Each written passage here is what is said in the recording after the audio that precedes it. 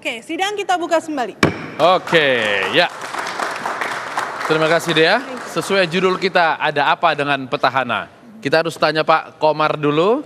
Setelah dengan segala macam masukan, ada hasil survei, apakah ada satu strategi baru yang akan dilakukan oleh tim pemenangan Ahok Jarot? Ya pasti ada lah. Ya. Tapi namanya strategi tidak mungkin saya jelaskan di sini kan. Masa saya kasih tahu rahasia keluarga di forum ini. Ya. Tapi kalau sorotannya adalah tadi apa? Personality, kemudian dianggap tidak pro rakyat kecil. Apakah bagian ini juga menjadi perhatian besar dari ini tim yang kita pemenangan? harus menjelaskan kepada publik. Ya, tadi saya sampaikan di awal acara kita, ini juga harus dilihat dari perspektif budaya, tradisi. Ya. Pak Ahok itu orang Bangka, dia bukan orang Jawa. Sama dengan saya orang Maluku. Kadang kita maksud baik, tapi cara menyampaikan membuat orang menjadi tersinggung. Itu juga ada dalam budaya kita yang berbeda itu. Bahwa ada hal-hal yang dia lakukan, yang memang kita lihat tidak menyenangkan. Ya. Tapi kan itu soal cara menilai. Kan tidak semua orang Jakarta memberi penilaian begitu kan. Kenyataan juga sebagian besar masih menyatakan mendukung Pak Ahok. Nah ini soal komunikasi yang kita akan bangun. Dan itu cara PDI Perjuangan punya cara untuk itu. Bagaimana memutar balikan, menjungkir balikan itu hasil survei kita biasa lah itu. Tinggal 4 bulan, 5 bulan sangat cukup untuk kita membalik hasil survei itu. Naik 51% minimal supaya kita satu kali putaran kita menang. Kan itu saja. Tapi biasanya Bung Haji kalau tren emang masih bisa dibalik? Oh masih bisa ya. Masih bisa. Kan memang butuh apa? Pertama butuh satu program atau isu yang memang lebih mengejutkan ya. Atau lebih menggebrak ya. Karena saat dengan tren incumbent yang stagnan saja sebetulnya bisa kita lihat ada persoalan dari incumbent kalau stagnan ya, apalagi trennya turun ya. Jadi butuh satu gebrakan baru dari Ahok. Tapi memang kalau soal pilkada ini kan bukan banyak variabel yang mempengaruhi ya. Pertama memang program atau visi. Tapi ini kan juga harus kita lihat segmennya ya, bahwa mereka yang kemudian terpengaruh dengan segmen isu program itu kan memang kurang lebih di segmen kelas menengah atas ya. Kalau ingin masuk dengan sisi program maupun isu untuk segmen menengah bawah juga harus dalam isu dan program yang konkret yang bisa dirasakan ya, atau bisa dibayangkan apa yang akan dilakukan. Kemudian yang kedua adalah aspek personality, karena kadang orang memilih bukan hanya karena program atau isu. Orang memilih karena faktor performance atau persepsi kandidat ya, apakah citranya jujur, baik dan seterusnya. Kemudian yang ketiga adalah yang juga menarik ya di konteks DKI, walaupun ini memang menjadi satu hal yang kurang baik dalam konteks kita membangun demokrasi yang lebih rasional ya, bahwa faktor primordial juga masih berpengaruh. Itu adalah fakta yang memang harus kita sikapi secara bijak. Yang keempat adalah memang faktor partai sendiri ya, partai. Artinya bahwa mesin partai memang akan juga berpengaruh. Jadi 4 faktor ini yang kemudian nanti akan kembali tergantung ke Pak Ahok sendiri sebagai petahana, kemudian tergantung cara dari penantang untuk bisa membuat satu rumusan alternatif yang lebih meyakinkan. Jadi mungkin seperti itu. Kalau faktor program, tentu saja sebagai orang yang sudah bekerja, dia lebih bisa menunjukkan. Kami tidak janji tapi ada bukti. Bagaimana kemudian Anies Uno bilang nanti untuk menjaga tren positif yang sekarang ini, kalau misal tuntutannya adalah bicara tentang program. Jadi ada 2 yang ingin disampaikan. Pertama ingin menyampaikan kepada publik tentang kegagalan program Ahok. Kegagalan program Ahok akan kami sampaikan. Juga kita bagian dari koreksi. Bagian dari koreksi. Yang namanya pilkada kan koreksi terhadap kebijakan. Dalam pilkada itu akan kita koreksi beberapa hal-hal yang dijanjikan oleh Ahok itu gagal ada. Apa itu? Apa saja? Barusan disampaikan. Apa? Realisasi anggaran. Pembangunan rusunawa 25 tahun gagal. Salah satu yang terbaru itu, yang terbaru. Yang sebelumnya jelas banyak. Misalnya soal busway. Ya kan? Itu kan bagian dari rangkaian melanjutkan dari kepemimpinan Jokowi Ahok. Dan kita akan kami sampaikan bagian-bagian penting kegagalan kalau bicara program. Nah sekarang Anies Sandi menawarkan 2 program yang menurut saya digandrungi masyarakat itu. Tentang mengendalikan harga kebutuhan pokok. Ya. Kedua, Lapangan pekerjaan. lapangan pekerjaan. Dan itu diminati oleh masyarakat. Nanti kita lihat masyarakat apakah lebih condong memilih ini dibuktikan di TPS. Sepertinya kalau 2 hal ini dilakukan berimbang, ya kan? Berimbang, tinggal ditambah bumbunya tadi. Kita juga kan mengayomi masyarakat ya. Di dalam kampanye yang penting tidak melanggar hukum ya. Misalnya gini, tentang isu SARA ya. Saya ingin sampaikan juga. Pernah berdialog. Ini kita tegasnya primordial itu isu SARA kan gitu ya. SARA. Orang di bawah nggak ngerti apa primordial. Pokoknya soal agama, gitu kan? Iya, agama. Ada seorang kiai bertanya kepada saya, Pak Sarip kalau saya di masjid kepada jamaah saya ceramain jangan pilih X karena berbeda agama, salah nggak? Saya bilang ngomongnya di masjid tapi di luar masjid. Di masjid nggak salah. Nggak salah, oke.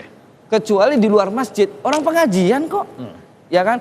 Itu bagian dari yang diingin oleh masyarakat. Jawabannya apa sih terhadap pergantian kepemimpinan ini? Pilihannya faktor apa? Muncullah faktor primordial. Program sudah bicara, ya kan?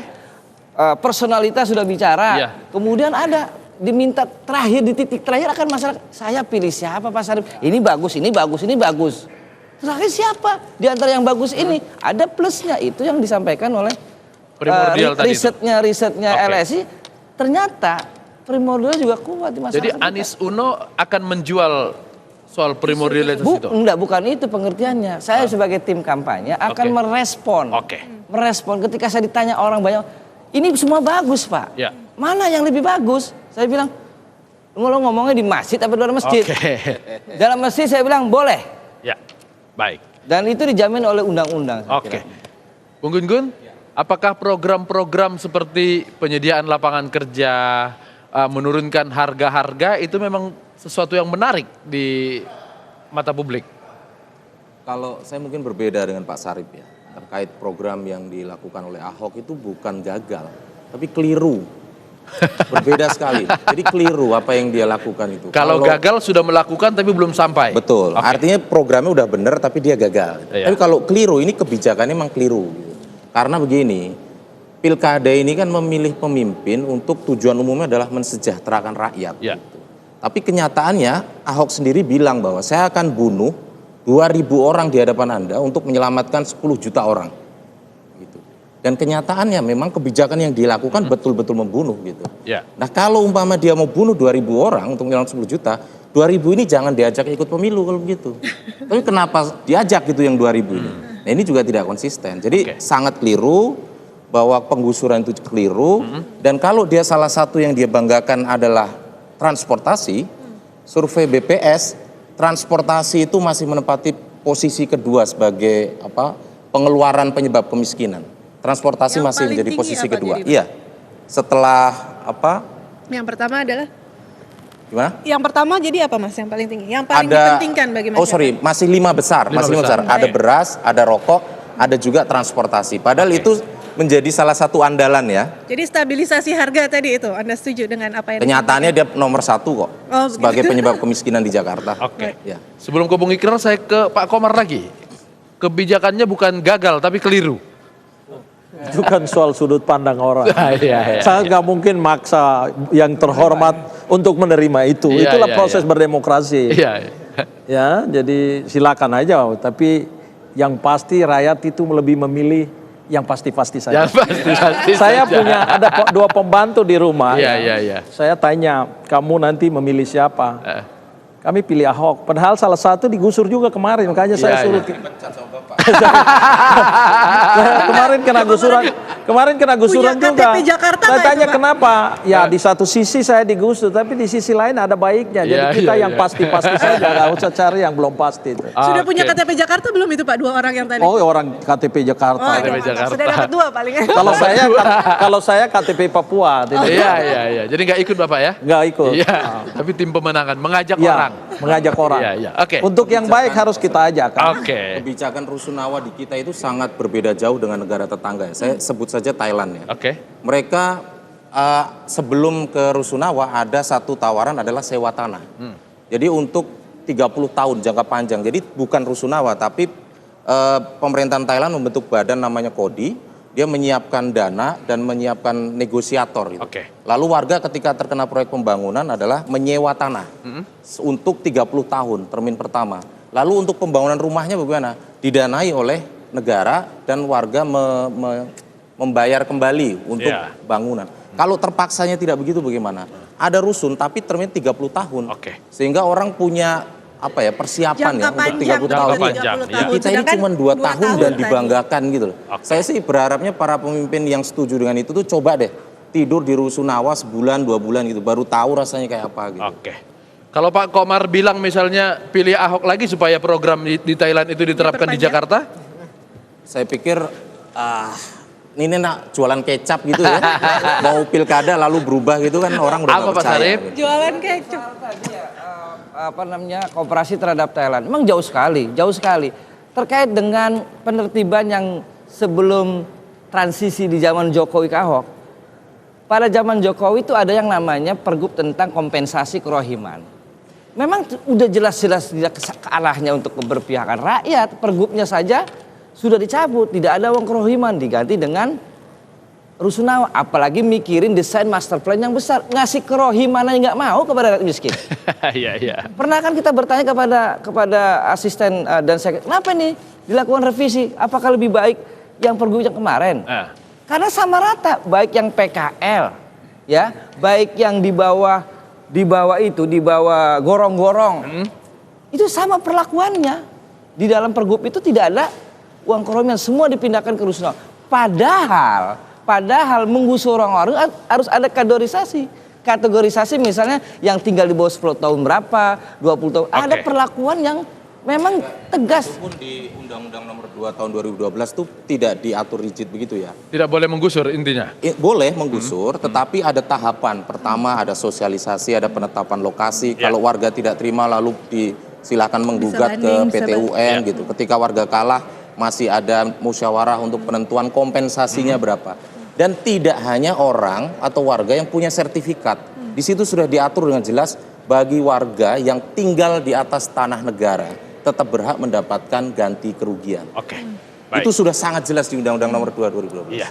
Saya ke Bung Ikrar. Bung Ikrar, kalau kita bicara tentang program, tentu saja di antara 3 calon ini Ahok lah yang bisa mengklaim dia sudah punya program. Nah, apa yang harus dijaga oleh Ahok supaya kemudian soal-soal tadi ini, penggusuran, SARA dan segala macam tidak kemudian menggerus, tapi sebaliknya bisa meningkatkan elektabilitasnya? Ya, kalau yang tadi akan diumumkan nama LSI ya, katanya pemilih Islam itu terhadap Ahok menurun. Ya.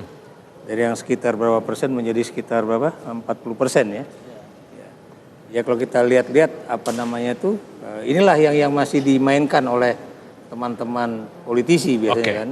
Karena kebetulan ini kan ada persoalan memang orang yang tidak seiman atau tidak seagama ya. Tapi belajar dari pengalaman Pilkada 2012 ya, itu apa namanya itu khotbah-khotbah di masjid juga nggak ada artinya. Dan mungkin saya berbeda dengan Bung Sarif ya. Buat saya kalau misalnya kampanye itu dilakukan di masjid itu justru salah. Harusnya tempat peribadatan itu tidak boleh buat kampanye. Tapi kalau misalnya itu dilakukan di tempat-tempat kampanye malah buat saya fine-fine aja. Kenapa demikian? Karena memang kita berharap bahwa pemilu kada di Jakarta ini benar-benar mencerdaskan para pemilih. Dan saya juga nggak sepakat kalau dikatakan bahwa pemilih Ahok itu menengah ke atas. Ya. Kenapa demikian? Sebab kalau kita lihat daerah yang masih belum dikuasai oleh Ahok dan Jarot itu justru wilayah Jakarta Selatan yang Anda tahu sebagian itu adalah daerah orang kaya ya. Dan juga Jakarta Timur yang juga sebagian itu termasuk wilayah orang kaya. Tapi Jakarta Utara yang daerah orang miskin itu justru memilih Ahok. Jakarta Ahok. Pusat ya memang sebagian daerah ini tapi juga banyak daerah miskin di daerah Senen misalnya itu juga milih Ahok. Jadi tidak ini.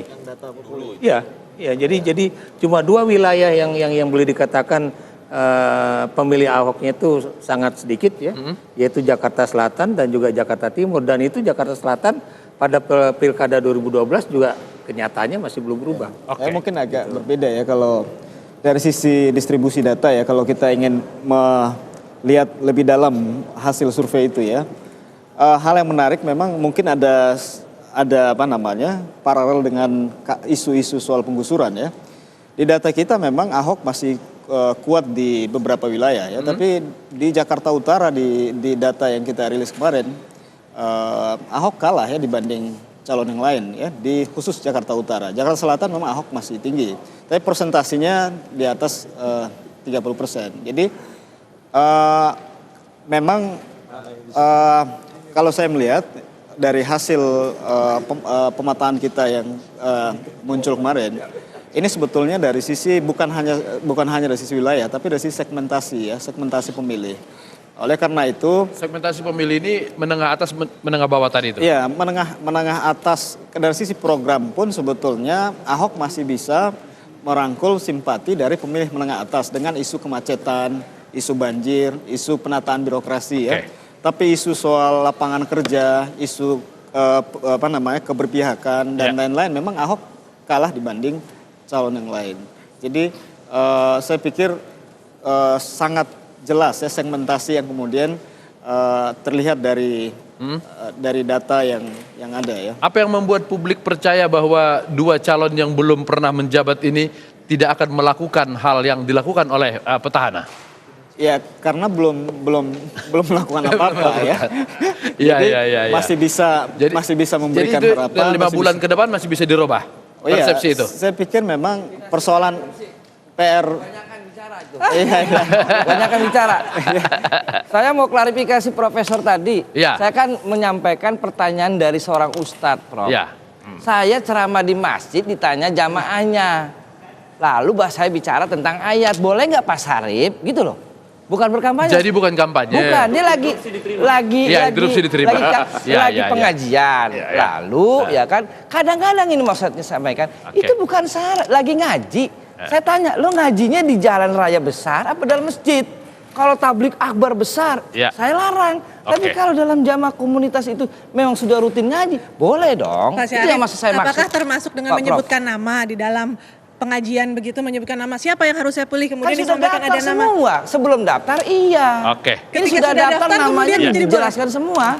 Ustaz itu nyebut namanya. Komentar nih soal isu SARA ini ya. Karena memang di bawah ini di teman-teman rakyat miskin ini kencang sekali isu ini ya. Oh, laku itu di bawah? Bukan soal laku, tapi saya pikir begini ya. Ada asap pasti ada api. Kan kalau orang ngomong SARA selalu yang dilihat siapa nih yang ngomong. Tidak dilihat apa penyebabnya, akar masalahnya ini apa. Gitu.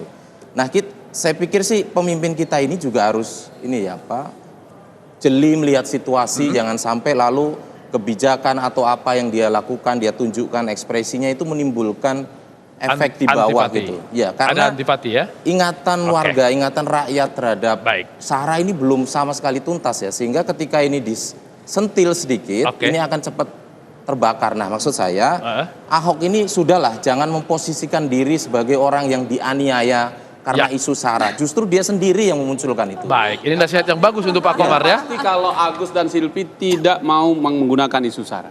Sama sekali menarik sekali. Kita nantikan ya Bang ya. Kita break lagi. Tidak akan ada isu Bu SARA Hakim. katanya. Baik, kita break sejenak.